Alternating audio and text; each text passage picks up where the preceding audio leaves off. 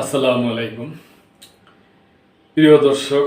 গাজার নিউজ, গাজা ইসরায়েলের নিউজ, এটা জাতিসংঘর থেকে এটা আসছে যে আন্তর্জাতিক আইনের নিয়মে, প্রিয় দর্শক, যেই 5টা অপরাধ করলে গণহত্যা হয় এবং আন্তর্জাতিকভাবে হয়, ওই 5টার 4টেই ইসরায়েল করছে গাজাবাসীর বিরুদ্ধে।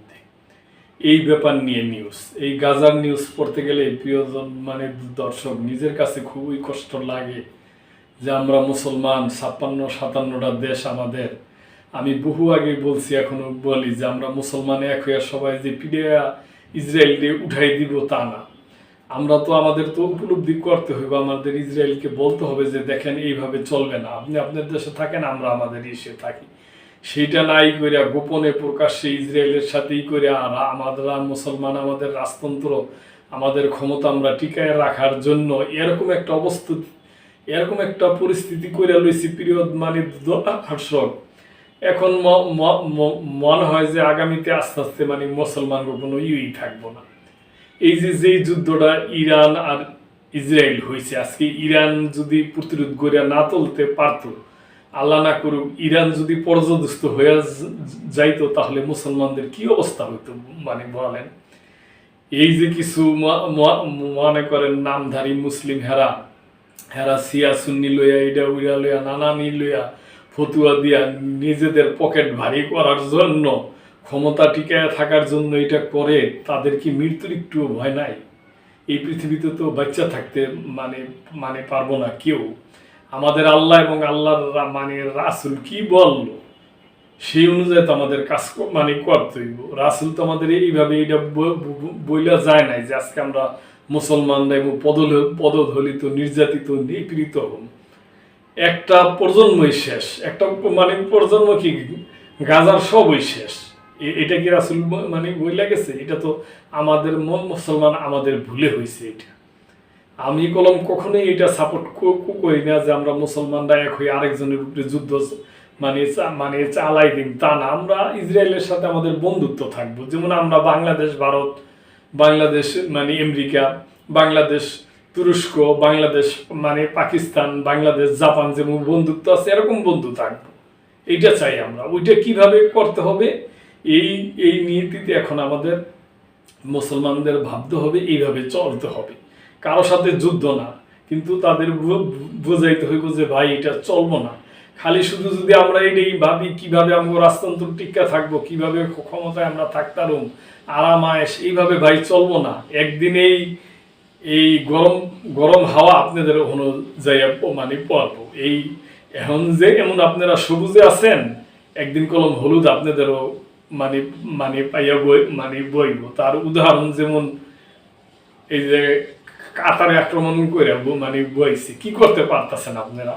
আজকে যদি সবার সাথে ইরান হেয়ার পরে আর অন্যান্য দেশ এগোর সাথে যদি আপনারা সবার সাথে সম্পর্ক রাখতেন, তাহলে ইসরায়েলের নেতানিয়াহু এই সাহসটা পাইত না। তো সুতরাং ভাই, নিজের পায়ে নিজেরা আমরা যেন কুড়াল না দিই। আর কি বলবো প্রিয় দর্শক, এই কথাগুলো আমার একান্তই ব্যক্তিগত অবজারভেশন। আমি বলি না যে এটা আমার সাথে আপনাদের এক হইতে হবে, বললাম মনের কষ্টে দুঃখে। গাজায় গণহত্যা চালিয়েছে ইসরায়েল, জাতিসংঘের তদন্ত কমিশন। 2023 সালে হামাসের সাথে যুদ্ধ শুরুর পর থেকে আন্তর্জাতিক আইন অনুসারে কোনো সংঘাত বা যুদ্ধে যে কর্মকাণ্ডগুলো করলে তা গণহত্যা বলে গণ্য হয়। গাজার ক্ষেত্রে এমন 5টি কাজের 4টি করেছে ইসরায়েল। গাজায় ফিলিস্তিনিদের বিরুদ্ধে ইসরায়েল গণহত্যা চালিয়েছে বলে জানিয়েছেন জাতিসংঘের একটি তদন্ত কমিশন। নতুন একটি প্রতিবেদনে বলা হয়েছে, 2023 সালে হামাসের সাথে যুদ্ধ শুরুর পর থেকে আন্তর্জাতিক আইন অনুসারে কোনো সংঘাত বা যুদ্ধে যে কর্মকাণ্ডগুলো করলে তা গণহত্যা বলে গণ্য হয়। গাজার ক্ষেত্রে এমন 5টি কাজের 4টিই করেছে ইসরায়েল। একটি গোষ্ঠীর সদস্যদের হত্যা করা, তাদের গুরুতর শারীরিক ও মানসিক ক্ষতি করা, ইচ্ছাকৃতভাবে গোষ্ঠীকে ধ্বংস করার জন্য পরিকল্পিত পরিস্থিতি তৈরি করা এবং জন্ম রোধ করা, এর প্রতিটি ইসরায়েলি গাজার করেছে বলে দাবি করা হয়েছে জাতিসংঘের এই প্রতিবেদনে। এমনকি ইসরায়েলের নেতাদের বিবৃতি এবং তাদের সেনাবাহিনীর আচরণের ধরনকে গণহত্যার প্রমাণ হিসাবে উল্লেখ করেছে ইসরায়েলের পররাষ্ট্র মন্ত্রণালয়। তারা এটিকে বিকৃত ও মিথ্যা বলে নিন্দা জানিয়েছে। ইসরায়েলের এক মুখপাত্র জাতিসংঘের তদন্ত কমিশনের 3 বিশেষজ্ঞকে হামাসের প্রক্সি হিসাবে কাজ করা এবং সম্পূর্ণরূপে হামাসের মিথ্যাচারের উপর নির্ভর করার অভিযোগ করেছেন। আরে ভাই, এইটা আর বললেন না। পৃথিবী বাসী দেখতেছে আপনারা গাজার সাথে কি করতেছেন, ধুলের সাথে আপনাদের দিলে মনে যদি বিন্দু মাত্র মায়া থাকতো, এরকম শিশু বাচ্চা, এরকম একটা নিউজ দেখছি 11-12 মাইল হাইটে একটা শিশু আইছে খাবারের জন্য, এরে আপনারা গুলি করে মাইরে ফেলাইছেন। এটা আমেরিকার সেনাবাহিনী দ্বারাই প্রমাণিত এই নিউজ। 2023 সালের 7 অক্টোবর ইসরায়েলি সেনাবাহিনী গাজায় আগ্রাসন শুরু করে। অঞ্চলটি হামাস পরিচালিত স্বাস্থ্য মন্ত্রণালয়ের তথ্য অনুসারে তখন থেকে গাজায় ইসরায়েলি হামলায় প্রায় 65,000 মানুষ নিহত হয়েছে। গাজার জনসংখ্যার বেশিরভাগই বাস্তুচ্যুত হয়েছে। 90%-এরও বেশি বাড়িঘর ক্ষতিগ্রস্ত বা ধ্বংস হয়েছে বলে অনুমান করা হচ্ছে। এছাড়া তীব্র খাদ্য সংকটে গাজায় দুর্ভিক্ষ চলছে বলেও উল্লেখ করেছেন জাতিসংঘের খাদ্য নিরাপত্তা বিশেষজ্ঞরা। প্রিয় দর্শক, আমার একটাই কথা যে নেতানিয়াহু এবং ইসরায়েল কি পুরা পৃথিবীর যত দেশ আছে সব দেশের প্রধান উনি, আর নাকি এ তো কারো কথাই মানে না। আইসিসি থাইকা তার প্রতি গ্রেপ্তারি আছে, পরোয়ানা আছে, নিষেধাজ্ঞা আছে, সেটাও সে মানতাছে না। প্রিয় মুসলমান ভাই এবং যারা প্রধান আছেন, আমি আবারও বলি, কখনোই এইটা আপনারা ভাববেন না যে একসাথে হইয়া ইসরায়েলের প্রতি, অমুক দেশের প্রতি, এমুকের প্রতি, ইন্ডিয়ার প্রতি ঝাঁপায় পড়া, তা না।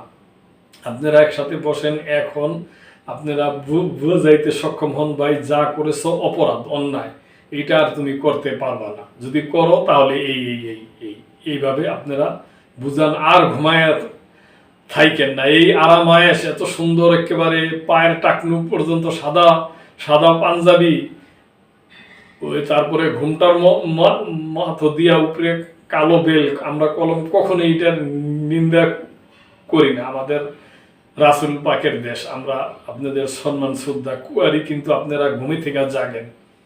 এইভাবে কলম চলবো না। এই বেদি একসময় আপনাদের উপায়ে বইব, এরপরে আর পৃথিবীতে মুসলমান বইলে আর কোনো থাকবো না। এটা আপনারা এখন বুঝতে শিখেন। আপনারা এখন এক হইয়া ইসরায়েলের যে নীতি নির্ধারক, ইসরায়েলিতে অনেক ভালো মানুষ আছে, অনেক ভালো নেতা আছে, এদের বুঝান, এদেরই করেন, আপনারা শান্তিতে থাকেন, পৃথিবীটা শান্তি থাক। প্রিয় দর্শক এবং জনগণবাসীর প্রতি আমি বলি, আমার কোনো ভুল ভ্রান্তি হয়ে থাকলে আমাকে ক্ষমা করবেন। এই নিউজ পড়বে আমার মনে অনেক খারাপ লাগে। আল্লাহ পাক বলছে যে একটা জাতিকে কেউ, একজনকে যদি কেউ হত্যা করে, তাহলে পুরো পৃথিবীর লোককে হত্যা করার শামিল। সেই অনুযায়ী গাজায় কি চলছে, রাশিয়া ইউক্রেন যুদ্ধ যেন বন্ধ হয়ে যায়, এটা আমরা চাই। অন্যান্য যত যুদ্ধ আছে তাও বন্ধ হয়ে যাক। আপনারা অস্ত্র ব্যবসা কমায় দেন। পৃথিবীতে এইভাবেই উত্তপ্ত হয়ে গেছে। তো প্রিয় দর্শক, আপনাদের যদি কোনো কিছু বলা থাকে, আপনাদের সুচিন্তিত মতামত থাকলে অবশ্যই করবেন এবং সাবস্ক্রাইব করে আমাদের পাশেই থাকবেন। আল্লাহ হাফেজ।